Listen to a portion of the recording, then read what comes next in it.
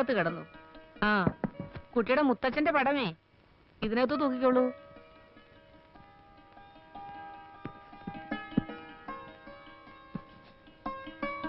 ഇത് നല്ല അടച്ചുറപ്പുള്ള മുറിയാ.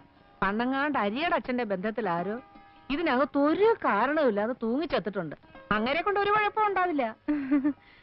പേടിയുണ്ടോ? ഉണ്ടെങ്കിൽ പറ, കൂട്ടിന് ആരെങ്കിലും വേണോ? ഞാൻ വന്ന് കിടക്കാം. ഓ, ഞാൻ പറയുന്നതൊന്നും ഈ പെണ്ണിന് മനസ്സിലാവുന്നില്ലെന്ന് തോന്നുന്നു. നീ കഥയും ചെല്ലൊക്കെ അടച്ച് കിടന്നുറങ്ങ്.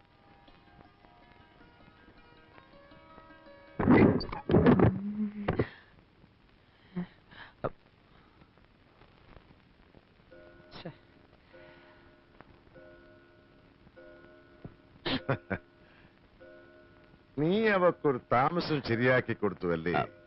നന്നായി. നിന്റെ എന്റെയൊക്കെ മനസ്സ് ശുദ്ധ. അതുകൊണ്ടാ നമുക്കൊക്കെ ഇങ്ങനെ തോന്നുന്നത്. നന്നായടാ. ഞാൻ മനസ്സിൽ കണ്ടത് തന്നെയാ നീ ചെയ്തത്. ഇപ്പോ അകത്തൊരു കുളിരുണ്ട്. ഇനി ഭക്ഷണവും കൂടി അവിടെ കൈകൊണ്ടാകുമ്പോ ഉറക്കം കൂടി ശരിയാകും. പവിഴം അടുക്കളയിൽ കയറണ്ടെന്നാ പെങ്ങള് പറഞ്ഞത്. ഭക്ഷണം നമുക്കിപ്പോഴും ഒരു പ്രശ്നമാണ്. അതെ. ഉറങ്ങണില്ലേ? ഉണ്ട്.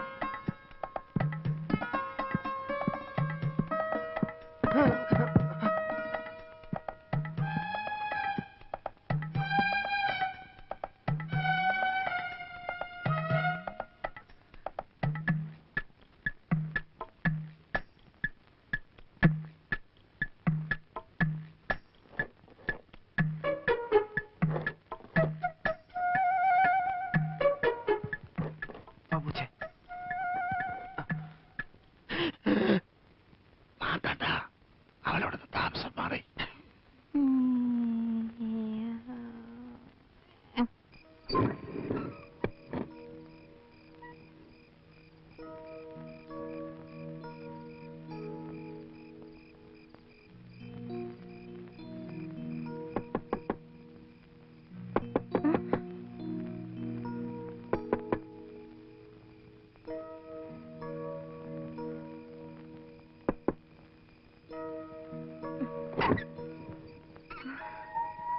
സംസാരിച്ചേക്കാൻ നേരമില്ല.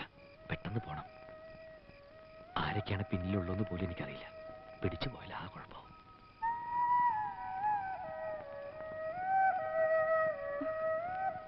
സൗഖ്യമാ? എന്തു വന്നാലും ഉറങ്ങുന്നതിന് മുമ്പ് നിന്നെ വന്നൊന്ന് കാണണം എന്നുള്ള വാശിയിലായിരുന്നു. അത് സാധിച്ചല്ലോ. കിടന്നോളൂ. ഞാനങ്ങ് ഗൾഫിലാണെന്ന് വിചാരിച്ചാൽ മതി. സമയം കിട്ടുമ്പോൾ ഇങ്ങനെയൊക്കെ ഒന്ന് കാണാം.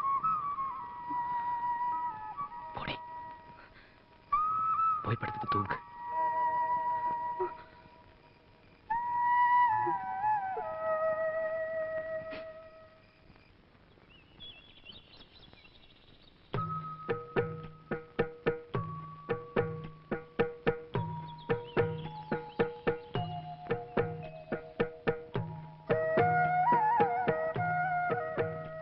ഇവിടെ ഓണത്തിന് മുറ്റത്ത് പൂവിടുന്ന പതിവുണ്ട്.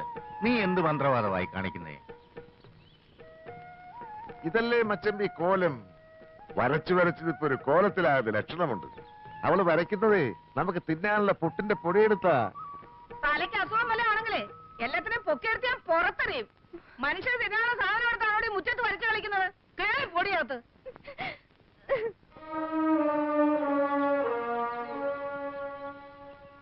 എന്തോന്നാ വായും പൊളിച്ച് നോക്കി നിൽക്കുന്നത്? ഞാൻ എല്ലാം കാണുന്നുണ്ട്. പെങ്ങളെ, അവളൊരു കോലം വരച്ചതാ. അവരുടെ നാട്ടിൽ ദിവസവും രാവിലെ ചെയ്തൊരു തൊഴിലായത്. ദേ, ഈ കിടക്കുന്നൊരു മഹാലക്ഷ്മിയാ. ഒരു പെൺകുട്ടി വീടിന്റെ മുറ്റത്ത് മഹാലക്ഷ്മിയെ കൊണ്ടിരുത്തുമ്പോ വേണ്ടാന്ന് പറയണ വച്ചപ്പി. പറയണ്ട. வீடு என்ன கோலம் போடுறதுதான் வழக்கம். அப்பதான் லட்சுமிகரமா இருக்கும். கோலம் மாவுன்னு நினைச்சுதான் அதை எடுத்தேன். പുട്ട് ചുടാൻ വെച്ചിരുന്ന പൊടി എടുത്ത് നിന്നോടാരാ കോലം വരയ്ക്കാൻ പറഞ്ഞത്? എന്തെങ്കിലും ചെയ്യണമെന്നുണ്ടെങ്കിൽ എന്നോട് ചോദിച്ചിട്ട് ചെയ്താ പോരെ? அம்மா அடிப்பாங்களா? അമ്മ അടിക്കാൻ വന്ന ബോധം കെട്ട് വീണു. ബാക്കി കാര്യം ഞാൻ ഏറ്റു. ஐயோ, എന്താ നീ അവളോട് എന്ത് തെമ്മാടിത്തരാ കാണിച്ചേ? അവളെന്താ കരഞ്ഞോണ്ട് പോന്നെ? വൃത്തിയായിട്ട് കാണിച്ച കൊന്നുകളയും ഞാൻ. ഞാനൊന്നും ചെയ്തിട്ടില്ല. പ്രശ്നം വേറെയാ. എന്താ പ്രശ്നം? അവൾ ഇന്നലെ രാത്രി ജയേട്ടനോട് സംസാരിച്ചെന്നും പറഞ്ഞ് അമ്മ അവളെ പൊതിരെ തല്ലി. ഞാൻ എപ്പോ സംസാരിച്ചു? ജയേട്ടന് ഇപ്പൊ അവസ്ഥയ്ക്ക് പോണ്ട. தெரியாம இந்த தப்ப செஞ்சுட்டு இனிமே இப்படி செய்ய மாட்டேன். என்ன மன்னிச்சிடுங்க. നീ പറയുന്നത് പലതും എനിക്ക് മനസ്സിലാകുന്നില്ല. എന്നുവെച്ചാ തെറ്റ് കണ്ടാ ഞാൻ വഴക്ക് പറയും. ചിലപ്പോ അടിച്ചെന്നും വരും. എന്റെ അമ്മ എന്നോട് ക്ഷമിക്കണം. ഇതെന്താ? ഓരോരോ പ്രായത്തിൽ ഓരോരോ തെറ്റുകൾ ഏത് മക്കളും ചെയ്യും. ഞാനങ്ങനെ അറിയാതെ വല്ല തെറ്റും ചെയ്തു പോയിട്ടുണ്ട്. അമ്മ എന്നോട് ആരായാലും ഒന്ന് പൊട്ടിച്ചിട്ടേ ഞാൻ ക്ഷമിക്കത്തുള്ളടാ. അപ്പൊ നീ ആയിരുന്നു പുട്ടിന്റെ പൊടിയെടുത്ത് അവക്ക് കൊടുത്തത് അല്ലേടാ? ഹരീഷ്ണ,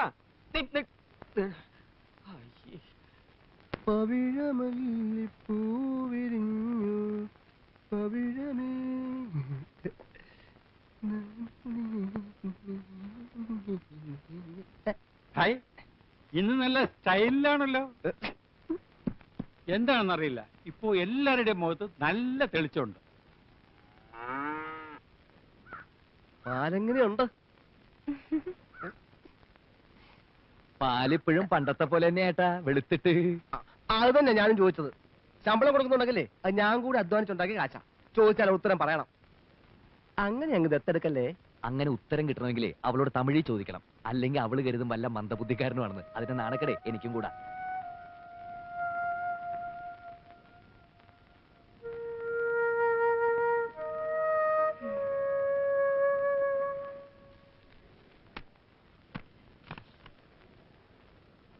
ഞാനാടോ കുട്ടൻ നായർ.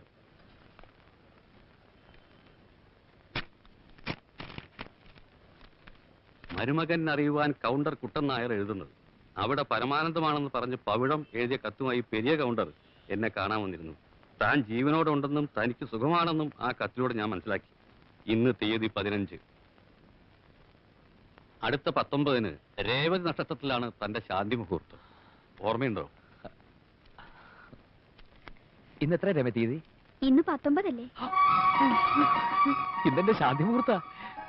ശാന്തി മുഹൂർത്തോ? അതെന്താ സാറേ? അതൊരു ഭയങ്കര മുഹൂർത്ത. സകലതും തവിട് പൊടിയാക്കുന്നൊരു മുഹൂർത്തം.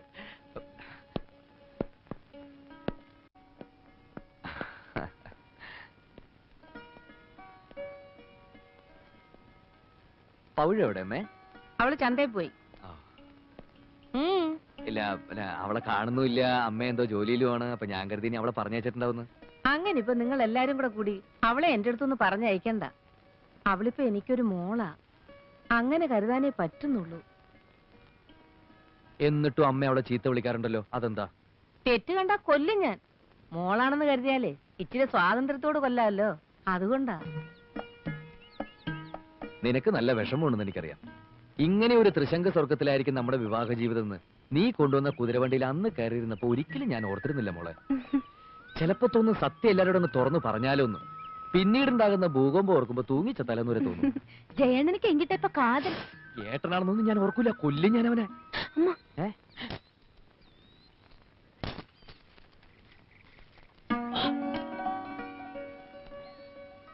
ഇന്ന് രാത്രി നീ ഇറങ്ങി വരണം. ഞാൻ തൊഴുത്തിൽ കാത്തിരിക്കും. എങ്കിൽ തൊഴുത്ത് പശു അവിടെ പശുക്കളെ ഉള്ളൂ. ഇത്തിരി മനസ്സമാനത്തോടെ പുല്ല് മിരിച്ച് നമുക്ക് കിടക്കാം. ചിരിക്കണ്ട. ഉണ്ണിയേശുവിന് പുൽത്തൊഴുത്തിൽ ജനിക്കാമെങ്കിലേ നമുക്ക് നമ്മുടെ ശാന്തി മുഹൂർത്തം അവിടെ വെച്ച് തന്നെ ആഘോഷിക്കാം. നീ വാ, ഞാൻ അതിനകത്തുണ്ടാവും.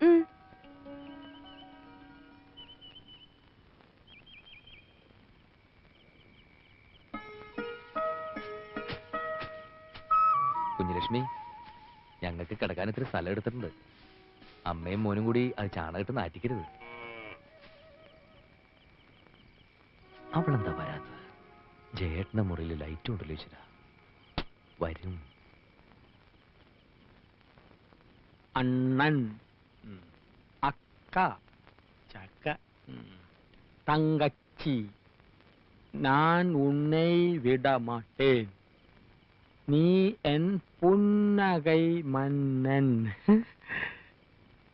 വേലക്കാരിയായിരുന്നാലും നീ എൻ മോഹവല്ലി, വേലക്കാരിയായിരുന്നാലും നീ എൻ മോഹവല്ലി, വേലക്കാരിയായിരുന്നാലും നീ മോഹവല്ലി, വേലക്കാരിയായിരുന്നാലും നീ മോഹവല്ലി.